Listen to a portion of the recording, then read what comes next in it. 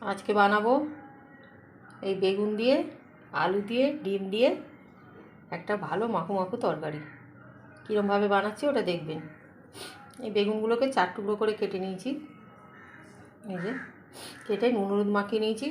আলুটা একটু সিদ্ধ করে নিয়েছি, ডিমটা সিদ্ধ হয়ে গেছে। এবার ডিমটা এটা দিয়ে একটু ফুটো ফুটো করে নেবো যাতে মশলাটা ঢোকে, আর হলুদ মাখিয়ে নেবো। এরপর আছে ধনে পাতা দেবো, এটা হচ্ছে পেঁয়াজ পেস্ট করা আছে, এটা টমেটো পেস্ট করা আছে, এদিকে রসুন একটু থেতো করে নিয়েছি, এটা হচ্ছে শুকনো লঙ্কা বাটা, এটা আদা বাটা। এবার কড়াটা গরম হয়ে গেছে, এতে আমি তেল দিয়ে দেবো।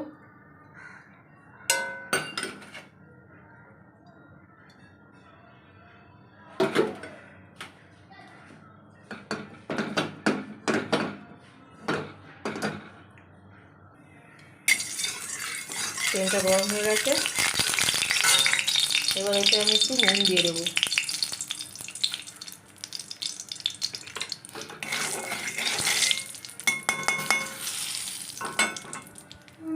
নুন দিয়ে এবার আমি ডিমগুলো ছেড়ে দেবো।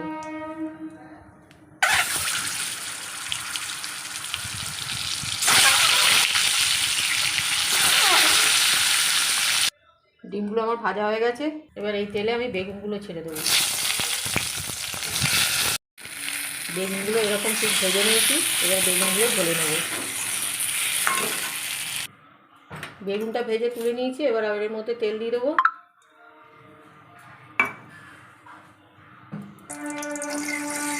তেলটা গরম হয়ে গেছে, এতে দিয়ে দেবো কালো জিরে, দিয়ে দেবো 2টো কাঁচা লঙ্কা, এই যে একটু চিড়ে দিয়েছি, ফোড়ন। ফোড়নটা আমার ভাজা ভাজা হয়ে গেছে, এবার এতে দিয়ে দেবো পেঁয়াজ বাটা।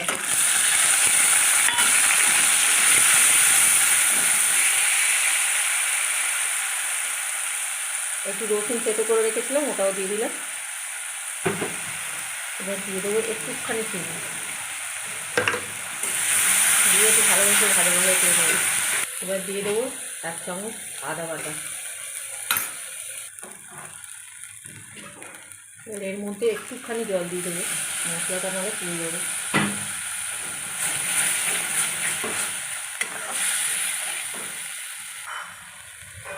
দিয়ে দেবো 1 চামচ হলুদ গুঁড়ো, ছোটো চামচের 1 চামচ হলুদ দিলাম। ছোটো চামচের 1 চামচ ধনে জিরে গুঁড়ো করা, আমরা ঘরে গুঁড়ো করে রাখি সেটা। এবার দিয়ে দেবো এতে লঙ্কা বাটা, শুকনো লঙ্কা বাটা 1.5 চামচ। এবারে দিয়ে দেবো পরিমাণ মতো নুন।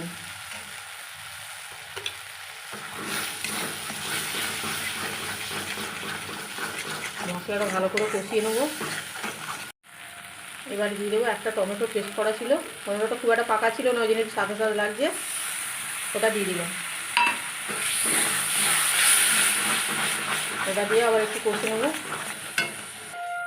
মশলাটা আমার ভালো কষা হয়ে গেছে, এই যে এবার মশলাটা তেল ছেড়ে দিয়েছে। এবার এটা আমি এই যে মশলার জলটা ঢেলে দিচ্ছি,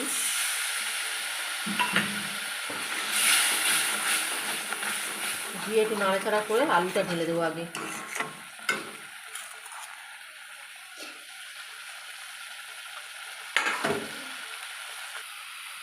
আলুগুলো সব ঢেলে নিয়েছি, এবার একটু নাড়াচাড়া করে জল দিয়ে দেবো।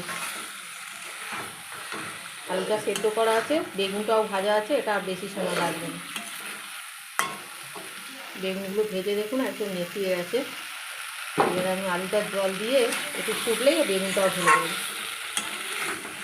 খুব সুন্দর খেতে লাগবে।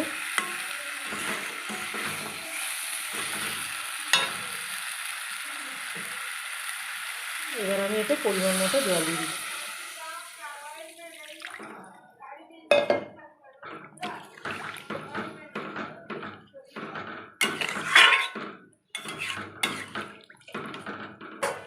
ঝোলটা ফুটে গেছে দেখুন, এবার আমি ধনে পাতাগুলো দিয়ে দেবো।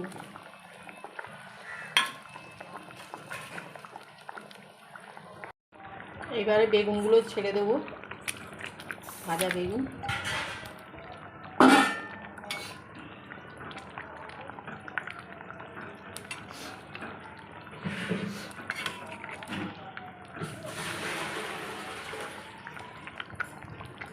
ডিমগুলো একটা একটা করে দিয়ে দেবো।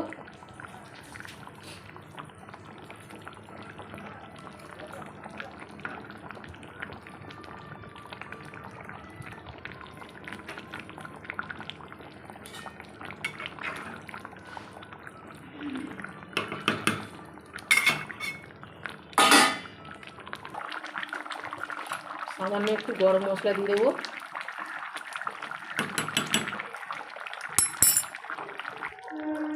তরকারিটা আমার হয়ে গেছে, গ্যাসটা বন্ধ করে দিচ্ছি। দেখুন কত সুন্দর হয়েছে। এবার আমি ঢেলে দেখাচ্ছি।